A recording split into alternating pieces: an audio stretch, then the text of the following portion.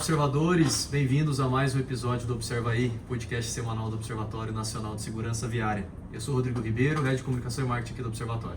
Eu sou Paulo Guimarães, CEO do Observatório. Eu sou Pedro Borges, Head de Mobilidade e Seguro do Observatório. Temos uma mudada aqui hoje, né, Paulo? Novo layout. Novo layout do episódio.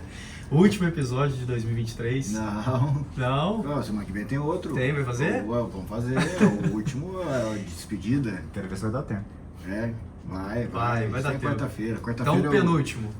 Quarta-feira é o nosso dia a nossa reunião de fechamento.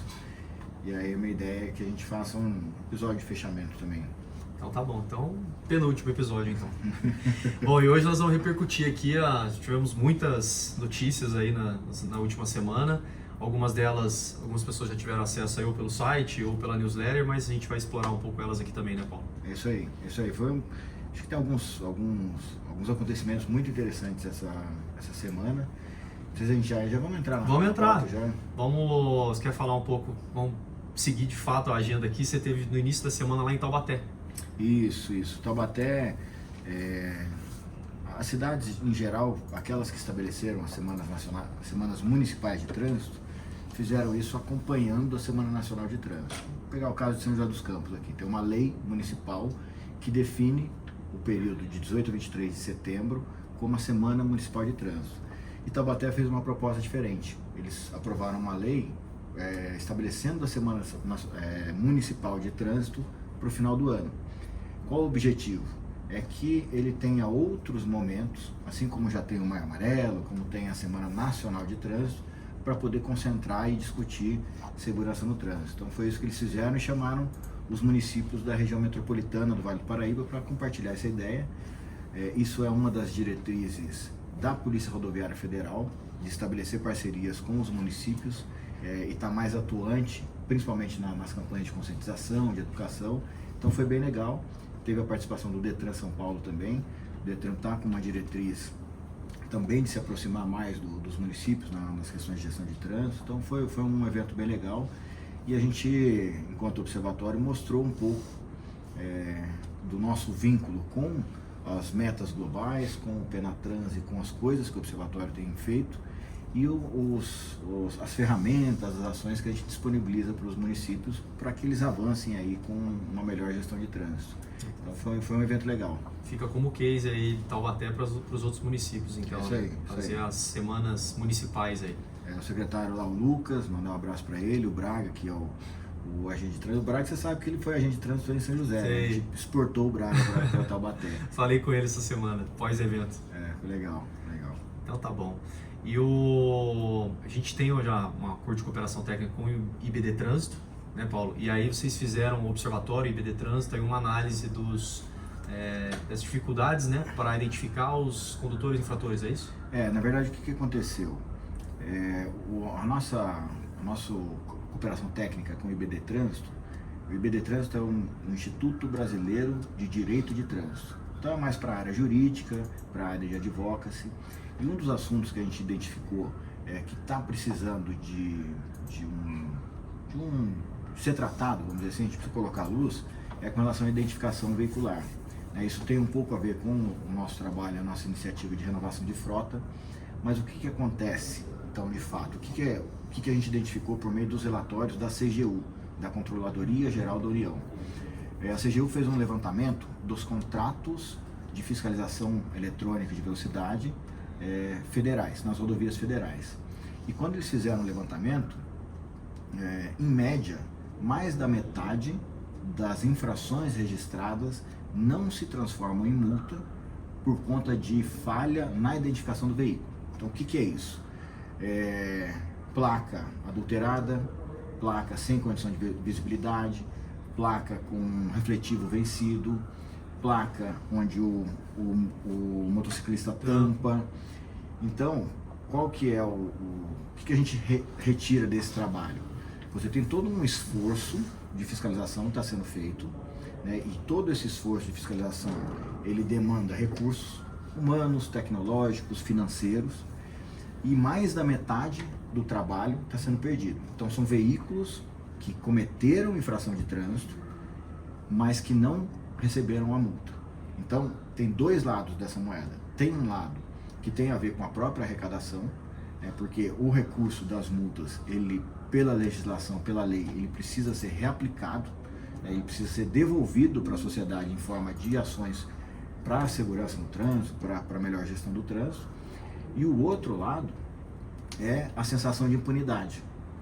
O cara, hoje, ele tem a sensação, né, um motorista infrator, um motociclista infrator, é só ele tampar a placa que ele está imune à fiscalização de trânsito. Então foi isso que a gente quis chamar a atenção e levantar para colocar o assunto em pauta, porque hoje a gente tem os sistemas eletrônicos são muito, né, hoje a gente tem, ouso dizer que talvez o melhor parque de fiscalização eletrônica do mundo. Eu dei uma andada aí por Europa, tal, Estados Unidos, e ninguém fiscaliza tanto quanto o Brasil. Mas a gente está perdendo um monte de trabalho por conta dessa outra peça que gera impunidade. Então esse foi o foco do trabalho. A gente tem desdobramentos agora para o começo do ano, porque todos os DETRANs foram oficiados pela própria CGU para dar, vamos dizer assim, cobrando uma informação do posicionamento com relação a isso. Não teve resposta. Então a ideia é que a gente no começo do ano comece a provocar esse debate para ver como é que a gente pode inibir esse tipo de situação, seja por melhorando as condições de identificação veicular, rediscutindo talvez a forma como isso é feito. A gente já teve lá atrás uma tentativa de colocar, tirar do papel uma coisa que está prevista no Código de Trânsito, que era uma iniciativa, um programa chamado CINIAVE, que era o Sistema Nacional de Identificação Veicular. Isso acabou não indo para frente porque o custo de infraestrutura ficou muito pesado. À época a tecnologia era muito cara, os portais, porque o que era o CINIAVE? Eram chips veiculares, todo carro ia ter que ter um chip e você tinha todo um aparato para capturar a informação do chip. Hoje virou os tagzinhos sem parar, são todos passivos, custo baixo, custa centavos. Então talvez seja uma das formas. Uma das formas. Discutiu-se muito na revisão do formato da placa de identificação no modelo Mercosul. O observatório até atuou, porque no modelo Mercosul a primeira regulamentação estava saindo, você tinha que ter a bandeirinha do município, e aí você perdia totalmente a função de padronização das placas, mas é um assunto que a gente precisa discutir. E a outra parte é a gente ter uma intensificação no processo de fiscalização em loco, lá na via. Então a gente está envolvido num trabalho que até o Pedro está como coordenador, mas isso ficou para o segundo semestre do ano que vem, um acordo de cooperação técnica com a ABCR, que é a Associação Brasileira de Concessionárias de Rodovias, e está na nossa missão, junto com a Polícia Rodoviária Federal, fazer uma revisão do processo de fiscalização. E uma das coisas que a gente quer pontuar nesse processo é justamente você ter, e a Polícia Rodoviária Federal já é bem estruturada nesse sentido, mas ter a partir da Polícia Rodoviária Federal um benchmark de fiscalização. O que é isso? Não importa muito quantos veículos você multa, mas importa muito quantos veículos você fiscaliza. Então, vou pegar um exemplo de uma lei seca. Não multar ninguém numa lei seca é ótimo, desde que a gente fiscalize bastante gente. Então, precisa ter uma regularidade, a gente precisa criar um indicador que relacione, talvez, fluxo veicular com quantidade de blitz realizadas, enfim, aí é um trabalho que vai ser pensado ainda. Mas é isso, então isso é um dos links com esses temas que a gente está trabalhando. Difícil resolver, hein? Difícil. A gente tarefa difícil, mas eu não gosto de tarefa fácil. No observatório a gente é assim, a gente gosta de pegar os mais difíceis para fazer. Mas assim, há bastante tempo já, alguns anos já que isso acontece, que existe essa dificuldade, ou quando que foi identificado isso? Esse levantamento da CGU é de 2018, tá? Não mudou muita coisa, a gente fez alguns levantamentos com municípios. A CGU levantou rodovias federais, a gente pegou alguns relatórios que a gente conseguiu ter acesso de municípios e é mais ou menos a mesma coisa. Você tem uma diferença às vezes em determinadas regiões, então assim, regiões que a gente percebe que tem uma cultura de segurança um pouco mais atrasada, tem menos fiscalização, cidades que as pessoas não usam capacete de jeito nenhum, a gente vê isso em algumas regiões interioranas e tal, então você vê que a incidência é maior. Então esses números chegam, dependendo da região, a 70% de perda do esforço de fiscalização. Então, mas é uma coisa que já vem sendo discutida já desde 2018 e a gente entendeu que é hora de dar um chacoalhão nesse assunto aí para ver se ele avança. Legal. Vamos passar um pouco para o Pedro aqui. Essa semana a gente teve aí um anúncio importante, né, da OMS com o relatório, a quinta edição, né, do relatório global de segurança viária. E aí, Pedrão, o Pedro que foi responsável por fazer uma análise preliminar ali, né, Paulo? E já está inclusive no não site. Não é nem análise, foi um resumo dos principais resultados. A OMS lançou esse novo relatório global da situação da segurança no trânsito mundial. Lançou agora na quarta-feira. Fazia 5 anos que eles não saíam. Então a gente estava aí com 5 anos de defasagem de um diagnóstico global, comparação entre os países membros da OMS. E é um relatório bem extenso que ainda tem muita coisa para analisar. Inclusive eles não lançaram tudo ainda, tem algumas fichas dos países que vai ser legal de analisar depois também. Qual que foi o período da terceira edição para a quarta? Foi mais ou menos esses? Foi mais ou menos 5 anos. Foi de 2013 para 2018. Mas vocês acham agora que 18 para 23. Deveria ser a qual periodicidade? Anual? 5 anos, eu acho que eu acho que eles não dão conta de fazer mais rápido. Porque eles têm que estimar mortes do mundo inteiro, de todos os membros da OMS. É difícil, assim, você pega o relatório e a gente se aprofunda mais nos dados que a gente tem acesso, que estão mais próximos.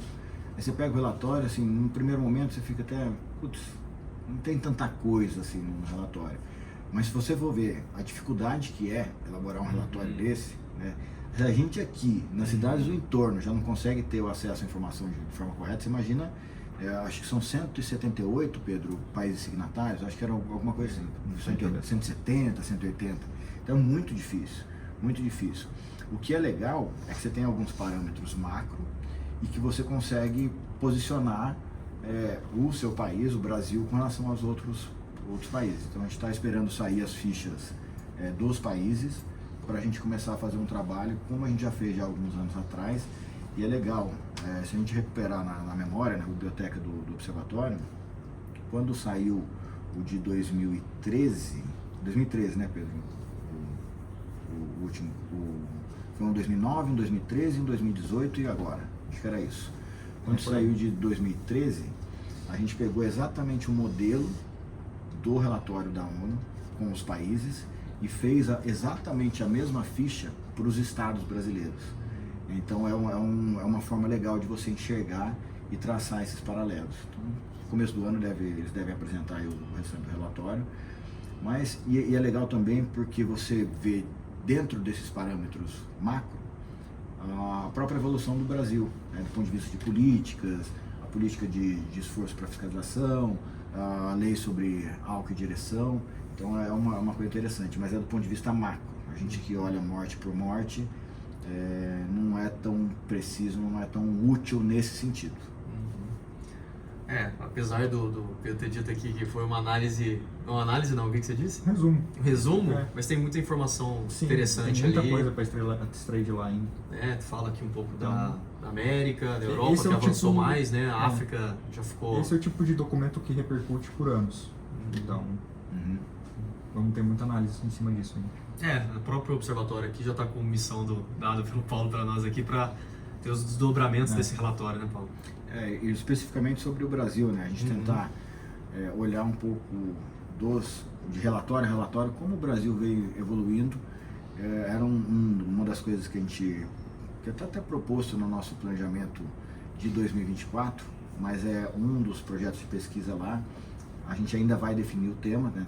Tem 3 temas colocados numa das linhas lá, e um deles é justamente a evolução das políticas públicas de segurança no Brasil. Então, de repente, se esse for o tema escolhido, porque isso vai para o conselho, né? Esses 3 temas vão ser escolhidos, um deles pelos conselheiros. Então, se for essa vai ser a nossa base de pesquisa e de análise. Boa. Beleza, tivemos uma novidade essa semana, o Paulo viajou. É novidade. É uma novidade, não é? Mas o Paulo teve algumas agendas importantes, né, Paulo? Começar por São Paulo, não sei se você quer falar um pouco da reunião aí com a Uber. Nem no site saiu ainda, mas você estava... Cara, foi uma reunião... E não estava na pauta, mas eu acho que vale a pena.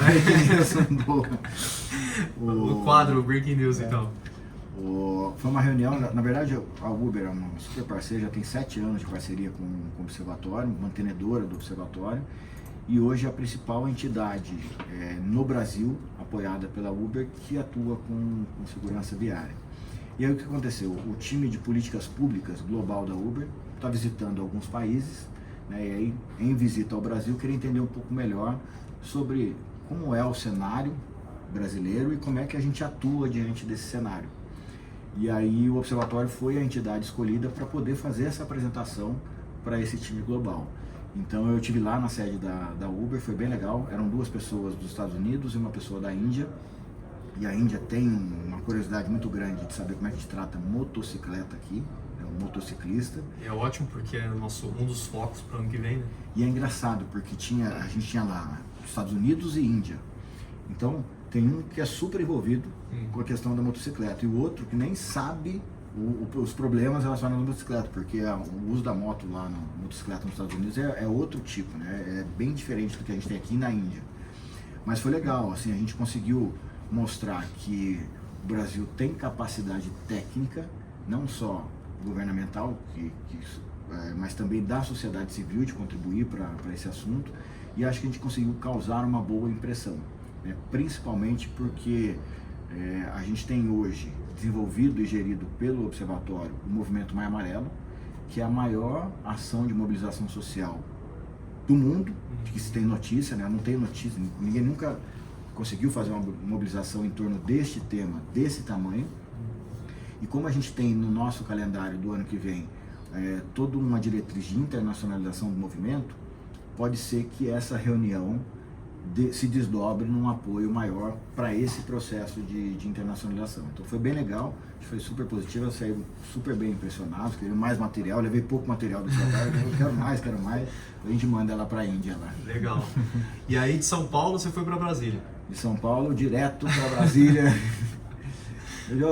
Uma hora, será que a gente vai ter um jatinho particular? Brasília daquele jeito, vou pedir pra Leila lá, presidente do Palmeiras, ver se ela compra um jatinho. Vou comprar um patrocínio, um jatinho. Vê se o Ramalho faz meio de campo lá, o Ramalho palmeirense. É verdade.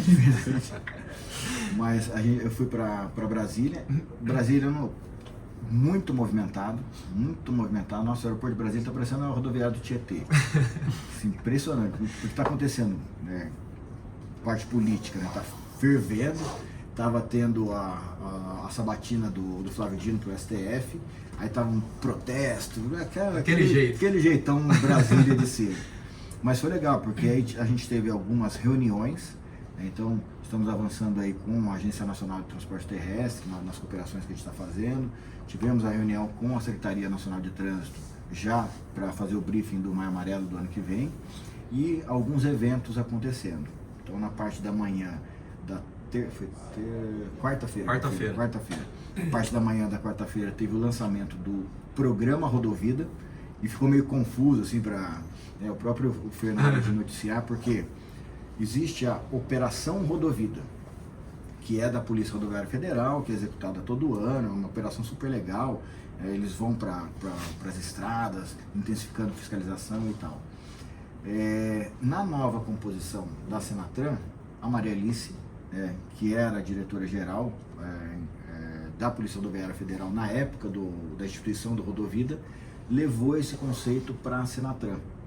Então hoje a gente tem o programa Rodovida, que é gerido pela Secretaria Nacional de Trânsito, que tem como papel um conceito semelhante ao do Maio Amarelo, porque a ideia do programa Rodovida é juntar poder público, sociedade civil e iniciativa privada para debater trânsito, enfim, fazer aquelas mobilizações, e eles disponibilizaram uma ferramenta igual ao do Maio Amarelo, de envio de ações.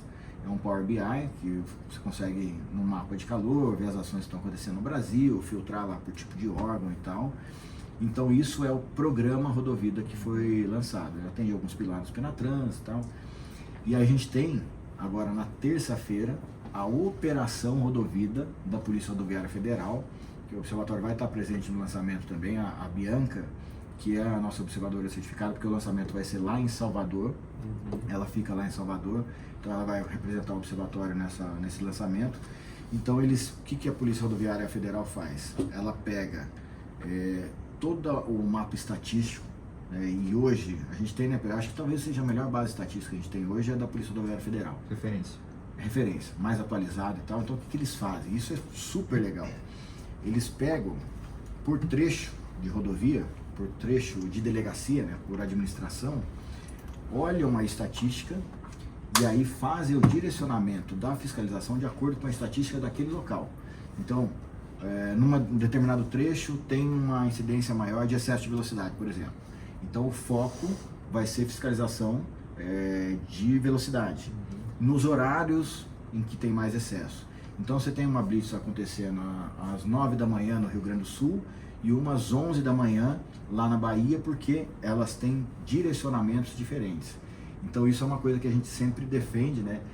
Ter um bom diagnóstico para poder aplicar a vacina certa para a doença certa. E a Polícia Rodoviária está de parabéns, é sempre um exemplo para a gente, a Polícia Rodoviária Federal. E a operação começa agora e vai até o Carnaval, não é isso? Isso, de agora até o Carnaval, esse período de festas, de verão. O Estado de São Paulo está lançando também a Operação Verão, começa essa semana também. Então é um direcionamento legal. Isso foi na parte da manhã. Na parte da tarde, a gente teve o prêmio Senatran de Educação para o Trânsito. Então, lá na categoria 10, a RP Mob, em parceria com a escola do município, receberam o prêmio, tendo o programa Educa, o Observatório Educa, como projeto principal.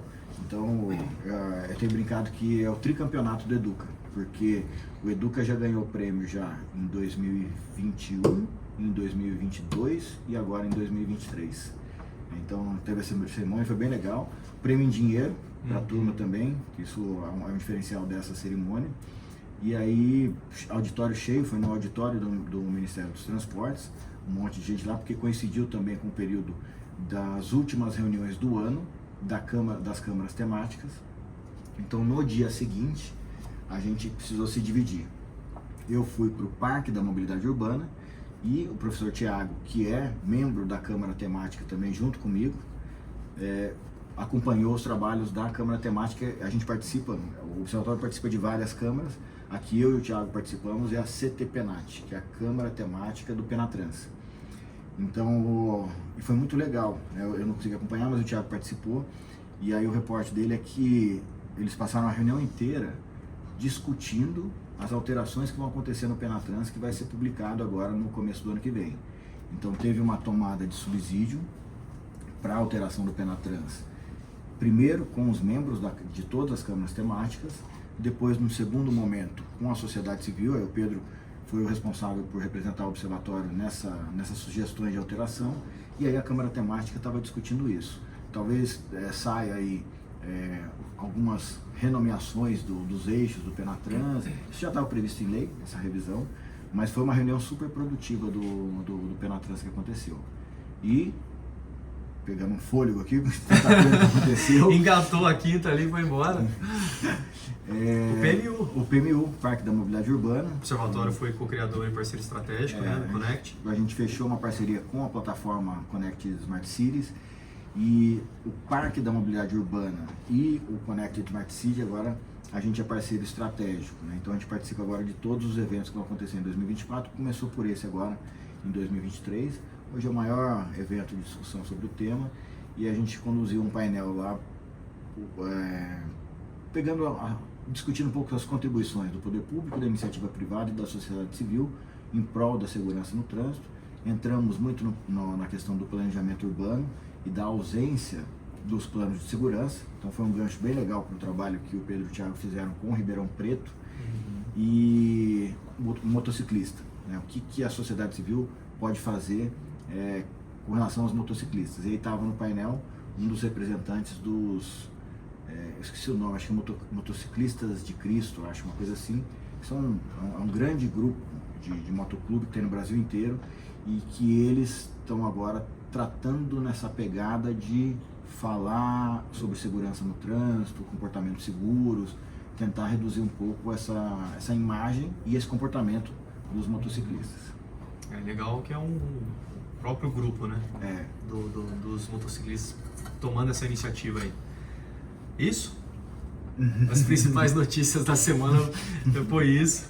Tivemos outras também, né? Fica o convite aí para que todos acessem o site e fiquem por dentro das outras notícias do Observatório. Essas foram se não todas, as principais aí dessa semana. Posso comentar uma? Sim. O Rodrigo participou da audiência pública. Isso. Como é que você não dá essa notícia? Eu tinha esquecido. Não, e ele participou pertinho da câmera, assim, eu só vi o nariz dele na audiência. Não, o nariz sempre parece mais, não tem jeito. Mas fala aí, como é que foi a sua primeira audiência pública como Câmara dos Deputados? Foi legal, foi interessante, foi rápido. Tinha lá os representantes da Senatran, do Ministério da Saúde. Foi legal porque foi um requerimento. A audiência aconteceu por meio de um requerimento, né, de um dos deputados, Juninho do Pneu. E foi interessante. O mais interessante que eu achei da audiência, a gente discutiu lá o 2789, né, o projeto de lei aqui apoiado pelo Observatório para redução da velocidade padronizada das avenidas, né, de 60 para 50, mas a ligação que ele fez com o setor da saúde. Então, a audiência pública teve também a participação de uma doutora, se não me engano, Daniela. Letícia. E ela trouxe muitos dados, né, que a gente sempre fala, né, a gente sempre faz essa ligação do setor da saúde com a segurança viária. Então, achei mais interessante isso também.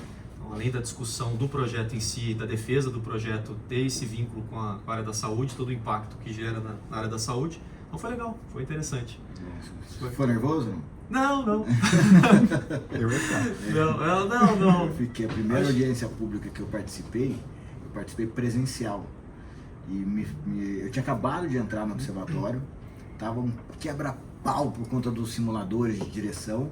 Aí o observatório foi chamado para participar da audiência pública, e o Ramalho falou, vai lá você. Eu sei que é o técnico, né? Vai lá você. E eu, cruzão, né? Tinha acabado de chegar no observatório, fiquei nervoso. Nossa senhora, fiquei nervoso. Não, assim, o clima ali tava tranquilo também, então não acho que por isso também. E online dá uma ajudada também, né? Dá uma ajudada. Tinha um colega da WRI também participou online e eu. Foi o Bruno Rizon? Bruno. Então foi bom. E por que você não pôs isso na pauta? Esqueci. Esqueceu? Não saiu no site, né? É verdade, você não noticiou. Pô, tinha que noticiar isso aí. Falha. Não noticiamos isso. Sempre você, né, Rodrigo? Próximo, vamos pegar mais no seu pé. Vamos entrar agora na agenda da próxima semana, o ano ainda não acabou para o Observatório, né? Temos um webinar importante. Terça-feira. O Pedro tem conduzido aí os webinars, a gente tem conseguido manter um por mês. Dessa vez houve uma pequena falha, porque eu sempre tentava fazer na última segunda do mês. Mas tá bom. Passamos pra terça. Quase. Mas terça não é um dia melhor, Pedro? Porque você tem um dia útil antes ainda para alguma confirmação. É que nem estudo de tráfego, tem que fazer de terça a quinta. Boa. Mas e aí? A gente vai falar sobre um estudo que o Marco Antônio, ele ainda é membro do grupo de pesquisa do Observatório, mas ele estava como aluno de iniciação científica, não está mais. É um trabalho que ele fez em autoria com o professor Tiago, que tira um retrato de como que está a situação do RENAEST atualmente. RENAEST, Registro Nacional de Acidente e Estatística de Trânsito, ou Estatística de Acidente, sempre troco a ordem das palavras. E eles fizeram essa análise de completude dos dados para mostrar qual que é a situação, principalmente entre os diferentes estados. Então tem estados que conseguem manter ali uma boa regularidade de envio dos dados e tem estados que não. Então a ideia do trabalho é mostrar esses resultados e eles vão usar o webinar dessa terça para comentar sobre isso. E como todo webinar, a gente depois publica, né, um relatório, enfim, publica um documento referente ao webinar. Então já vai estar disponível assim que encerrar o webinar. Eu tô aqui na correria para terminar o relatório, mas já temos um trabalho publicado sobre isso. Na Rio de Transporte, semana passada, o Marco já apresentou esse artigo que foi publicado lá. Então vai ser legal não apenas o relatório, já vai dar para a gente publicar também o artigo. Também, eu acho que a ideia é depois fazer uma notícia completona, com a apresentação dele no congresso e a apresentação do webinar. Quem não conseguir assistir ao vivo, fica gravado o webinar depois? Fica gravado. Depois entra lá no canal do YouTube do Observatório. A reunião do grupo de pesquisa foi essa semana ou foi semana passada? Foi essa semana. Aí, ó. Foi bem legal. Não, você não noticiou essa também, né? Não. Nossa senhora, hein? Não. Foi uma reunião bem inicial. O professor Tiago ele focou em passar como é que vai ser o funcionamento do grupo, etc. Mostrou como que faz para as pessoas se cadastrarem. Então foi uma pergunta que você fez semana passada, eu acho, como é que a pessoa faz para entrar? Realmente o professor Thiago tem que pegar os dados de um por um e colocar lá no sistema, mas ele já montou um formulário e tal.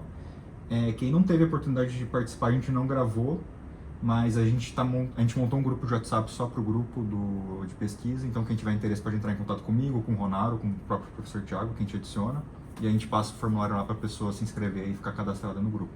A ideia é que sejam reuniões a cada 2 meses para dar tempo da galera juntar os trabalhos, montar apresentações. Agora a próxima a gente vai ter em fevereiro. Vou te dar um feedback, acabei não falando, falei muito, mas não falei uma coisa interessante também. A gente fez um encontro de observadores lá em Brasília. Sim. Então, estavam lá, vou ver se eu consigo lembrar de todo mundo. Tava a Roberta Torres, tava a Nádia Sudário, tava a Adriana Modesto, tava o Rodrigo, tava... Quem mais que Samuel? tava? O Samuel e o... Arthur? Não, o Vinícius da NTT.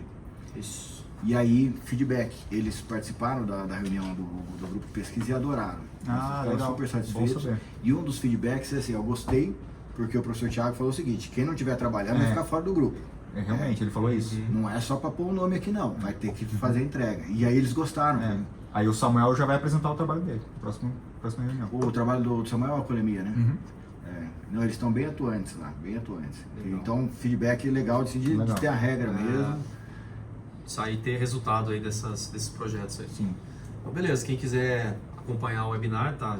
Só acessar o site do Observatório, já tá com um banner ali de inscrição. Acho que já tem mais de 100 inscritos, ou Vitão? Mais, né? Mais de 200 inscritos já pro último webinar no ano, então Legal. acho que deve ter mais de 300 aí até semana que vem. A galera vai assistir da praia. É isso. É isso. Então tá bom, encerramos?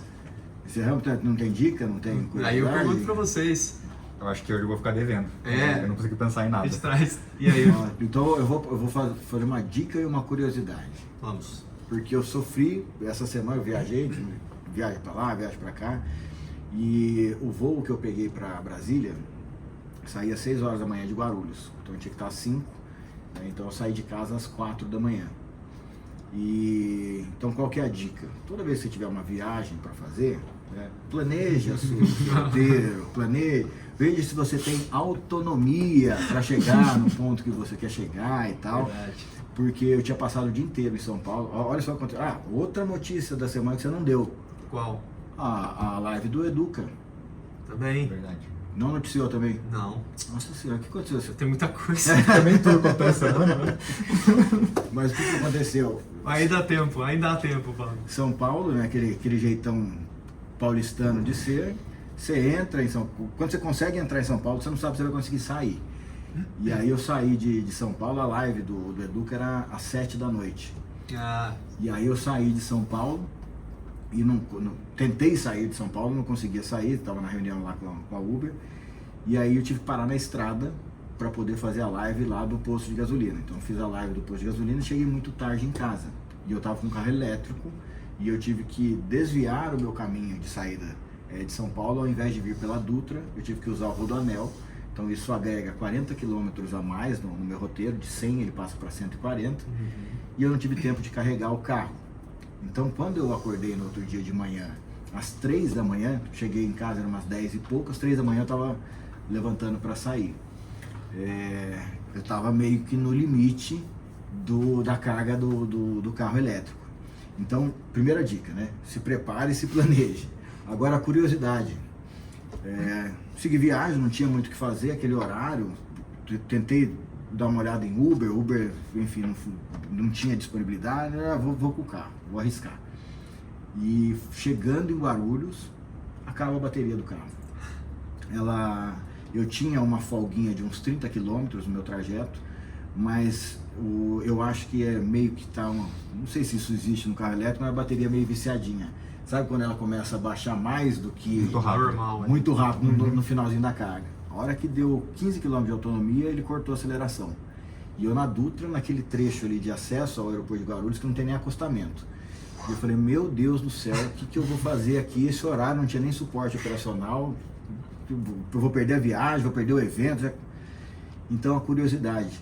Comecei a explorar a telemetria do carro, né, o computador e tal. E eu descobri que você tem um tanque reserva de bateria no carro elétrico. Então essa é a curiosidade, porque eu não sabia, eu falei, como é que eu vou me virar aqui? E aí no carro que eu tava, ele tem lá você tem 2 modos de direção, o Eco e o Sport, e aí tem a ver com potência e consumo, e aí tem um Eco Mais.